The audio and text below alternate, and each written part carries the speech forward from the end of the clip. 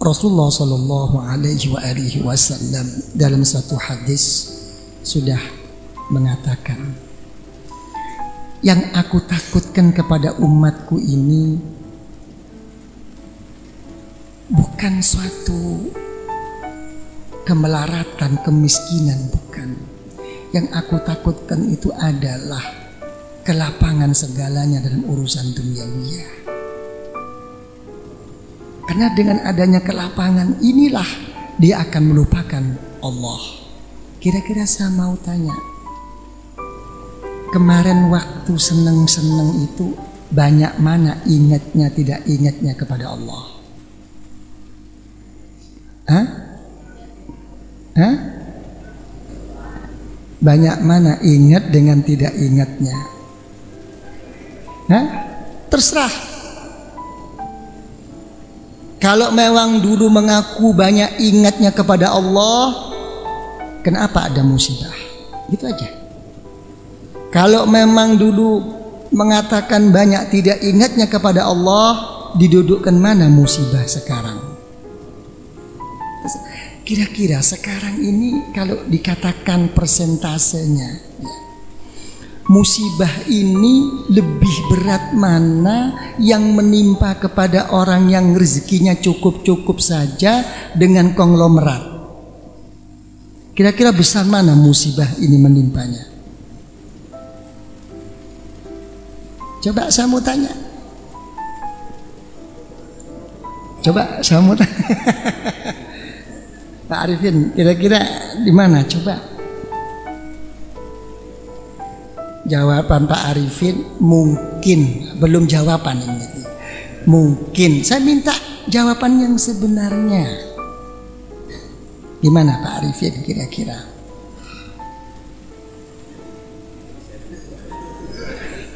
Kata Pak Arifin, saya tidak bisa menjawab Yai karena saya belum pernah jadi konglomerat, kata. Ini gimana nih? Coba Pak Roy gimana? Pak Roy, salahnya di depan saya sendiri kamu. Pak Diki apa kira-kira terus pundi Pak Diki? Hah? Sama beratnya. Saya pertanyakan kembali. Orang yang paling susah itu ya mestinya orang yang mempunyai banyak tanggung jawab. Berat-beratnya orang tanggung jawab itu orang yang mempunyai hutang. Kira-kira orang yang biasa dengan konglomerat itu banyak mana hutangnya? Hah? Hah? Lah, kalau sudah begini tinggal dijawab. Adanya musibah sekarang ini dijawab, ya, merupakan musibah azab atau tidak azab, di sini nanti terjawab. Nah, kalau saya pikir Rasulullah Shallallahu Alaihi Wasallam dalam hadis sahih mengatakan, Inna ahabbal a'mal adwamuha wa in qallat. Ya. Ibadah yang paling dicintai oleh Allah walaupun sedikit, yang penting istiqomah. Ya, tidak musiman. Istiqomah. Ini kata Rasulullah. Jadi mungkin susahnya konglomerat itu, mungkin dia itu susah karena istiqomah tiap pagi harus membayar barangkali loh. Betul apa tidak? Hah? Iya betul. Hah? Saya kira itu susahnya konglomerat itu. Jadi kayak kita ini nggak usah terlalu susah. Yang kita susah itu hanya satu, bagaimana pemimpin kita ini dibuka hatinya oleh Allah. Di mana mereka itu mendapat mendapatkan hidayah daripada Allah. Jangan menyusahkan tentang ekonomi, itu nanti dulu. Ya, tongkatnya ini yang kita pikirkan. Ya? Kalau kita semua ini mengaku susah, coba Pak Roy katakanlah sekarang orang susah, Pak Diki sekarang katakan orang susah. Saya mau tanya Pak Diki, sesusah-susah Pak Diki, Pak Roy, Pak Arifin, lebih banyak mana kenyang dengan laparnya? Hah? Lebih banyak kenyangnya. Coba saya tanyakan lagi, ya, lebih banyak mana sembuh dengan sakitnya?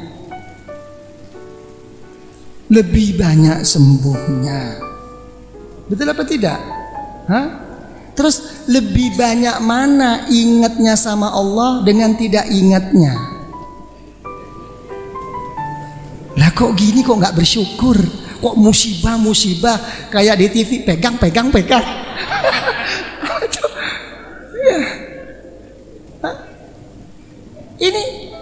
Ini salah aturan, ini sebetulnya salah tertib di dalam menghadap kepada Allah. Ya, coba. Jadi yang kita susahi ini adalah apa? Kalau kita mendapatkan pemimpin-pemimpin yang tidak dibuka hatinya oleh Allah, dikembalikan ke tadi. Ya. Makanya dalam satu waliyun min auliyaillah, ya, mungkin sudah betul menghadap, dipasrahkan semua itu kepada Allah, berdoa kepada Allah. Allahumma aslih man fi salahihi salahul muslimin, ya, wahlik man fi halakihi salahul muslimin. Itu doanya wali pada kunut nazilah. Karena menghadapi musibah, mohon kepada Allah, ya Allah, kalau memang orang ini menjadikan baik untuk segenap umat, ya Allah, bimbinglah dia, ya Allah. Hah?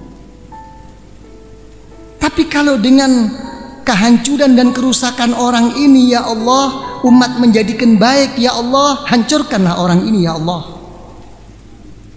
Ini doanya wali nih. Jadi yang kita pikirkan tuh jangan ekonomi dulu, imam kita dulu ini, imam ini loh. Ya, bukan imam itu, mana imam Gresik itu, bukan. Kalau imam itu biar saja. Ya, ini permasalahannya. Ya. Sudah. Terus bagaimana sekarang? Gimana? Terus apa makan dulu? Betul? Nggak lapar? Kalau saya nggak lapar karena sama Bu Diki tadi dikasih soto saya tadi. Berhenti apa terus? Terus? Kalau tadi sudah saya katakan, ya, bahwa umat masyarakat Indonesia ini dalam pandangan salah satu cucu daripada cucu Rasulullah Shallallahu Alaihi Wasallam merupakan umat yang baik, ya. Tapi kalau sampai terjadi seperti ini tuh kena apa? Ya. Sebetulnya itu hanya kena penyakit satu. Apa penyakitnya itu? Kita tidak bisa bersyukur kepada Allah. Kenapa kita tidak bisa bersyukur kepada Allah? Karena kita dihinggapi penyakit tamak dan rakus. Ya, sesudah kena penyakit tamak dan rakus, ingin menang sendiri, akhirnya timbul penyakit hasud.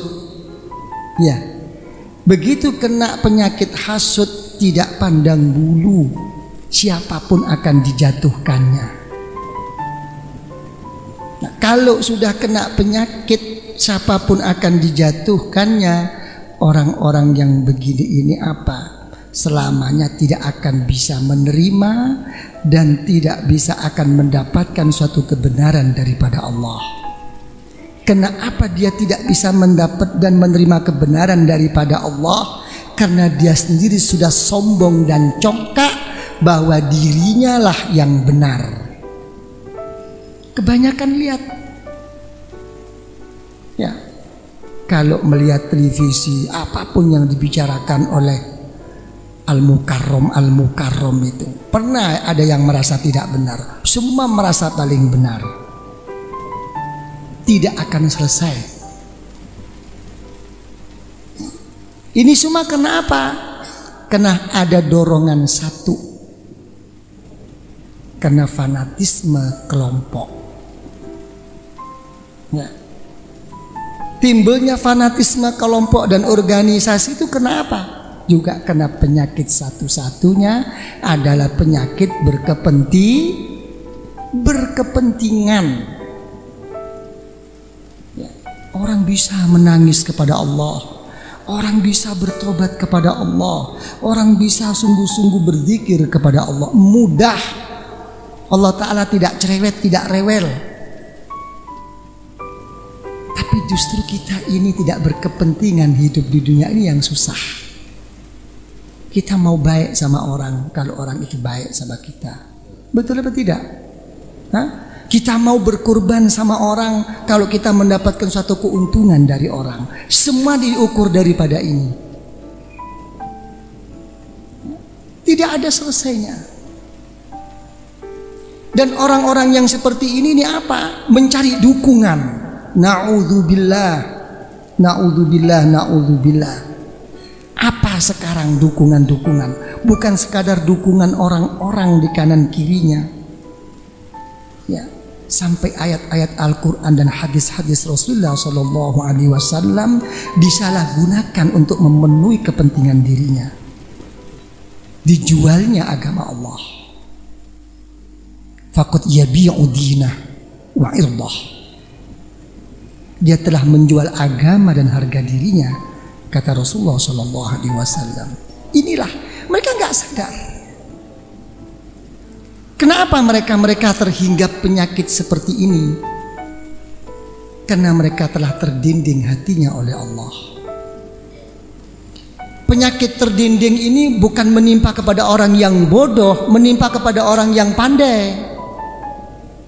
Yang mendinding itu apanya? Ilmunya, kedudukannya, turunannya. Ini yang mendindingi mereka. Orang kalau udah terdinding hatinya, selamanya pun dia tidak akan bisa menerima. Sama dengan orang kafir. Dulu waktu Rasulullah SAW sebelum diangkat sebagai Rasulullah, begitu diterima Rasulullah, hanya satu-satunya orang as-sadiqul masduq al-amin. Tapi begitu Rasulullah diangkat sebagai Rasulullah, tidak diterima oleh orang kafir. Dicarinya alasan dohirnya. Masa dia sebagai Rasulullah makan dan minum seperti saya? Nah, coba. Masa dia Rasulullah masih suka belanja ke pasar? Ini orang sekarang. Kalau orang itu sudah terdinding, tidak akan selesai mulutnya ini untuk tidak menerima. Semua akan dibantahnya. Rasulullah mengatakan dalam hadis, apa kata Rasulullah? Ma dhalla qaumun ba'dahu dan kanu alaih illa utul jadal. Siapapun, walaupun dia telah memegang prinsip yang baik, mengikut aturan daripada syariat Allah dan sunnah Rasulullah, tapi kalau orang itu masih mudah kena penyakit mujadalah, ya, kena penyakit suka tidak menerima dengan kebenaran-kebenaran dari orang lain, karena berkepentingan dirinya sendiri, orang ini hakikatnya kata Rasulullah adalah orang yang sesat besok di sisi Allah. Apalagi mereka-mereka yang kenyataannya tidak melaksanakan syariat, tidak melaksanakan sunnatul Rasul. Jadi penyakit terdinding itu penyakitnya orang pandai, bukan orang-orang macam kita, orang bodoh. Bukan. Al-Imam Sahal bin Abdullah At-Tastari radhiyallahu anhu, seorang waliyun min awliyaillah, mohon kepada Allah, ya Allah, mahma 'adzabtani fala tu'adzibni bidzul hijab. Ya Allah, kalau engkau mau menyiksa saya ya Allah, siksa saya ya Allah. Saya terima siksaan itu ya Allah, tapi tolong ya Allah, jangan engkau hina diri saya ya Allah, dengan engkau beri siksa ya Allah yang berbentuk terdinding hati saya ya Allah. Susah. Orang-orang yang begitu itu susah, tidak mudah menerima. Apa yang terjadi? Benar apa yang dikatakan oleh Syekh Junaid Al-Baghdadi radhiyallahu anhu dan diperkuat oleh Syekh Zakaria Al-Ansari radhiyallahu an. Beliau mengatakan orang-orang yang merasa benar seperti ini, lebih baik orang itu berbuat dosa walaupun dosa itu besar. Kenapa? Karena kalau orang itu berbuat dosa sebesar bagaimanapun dosanya, selama dia itu merasa menyadari mempunyai rasa dosa kepada Allah, akan kena diharapkan akan kembali kepada Allah. Saya banyak dosa ya Allah, saya telah melakukan ini ya Allah, tanpa menyebut astaghfirullah akan diampuni oleh Allah. Tapi kalau orang itu sudah merasa benar, apalagi sampai merembet, menjatuhkan, memfitnah, menghasut orang lain, kapan orang ini akan bertobat kepada Allah? Ini permasalahan. Jadi apa? Kunci yang pokok itu karena kita tidak bisa bersyukur. Apa? Syukur kata orang Jakarta itu apa? Hah? Puas. Apa puas tuh? Hah?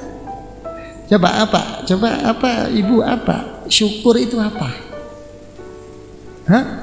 Terima kasih, kok ringan banget. Hah? Apa syukur itu? Jadi sebetulnya itu syukur itu apa? Merasa dirinya itu tidak mampu apa-apa, dan semua apa yang telah bisa dia lakukan dan dia terima itu dikembalikan kepada Allah. Begitu orang sudah begini, apapun yang diberi oleh Allah akan digunakan dalam sesuatu yang diridhoi oleh Allah. Jadi sebetulnya kesesatan kita yang seperti ini dalam individu atau dalam kepemimpinan, lebih-lebih di dalam bermasyarakat. Kenapa? Karena tidak bisa bersyukur.